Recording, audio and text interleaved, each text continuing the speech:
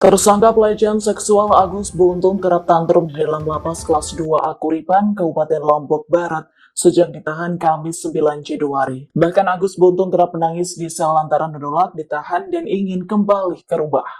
Dalam upaya mengatasi hal tersebut, pihak lapas memberikan tenaga pendamping untuk menenangkan Agus. Dilansir dari tribunnews.com, pendamping Agus berasal dari narapidana setempat. Menurut Ketua Komisi Disabilitas Daerah Joko Jumadi, sosok pendamping Agus merupakan sepupunya yang juga narapidana. Tenaga pendamping itu juga bertugas untuk melakukan beberapa hal yang tak bisa dilakukan Agus sendiri. Dikarenakan Agus merupakan tersangka dugaan pelecehan seksual yang juga penyandang disabilitas, sehingga selama di penjara ia mendapatkan bantuan tenaga pendamping.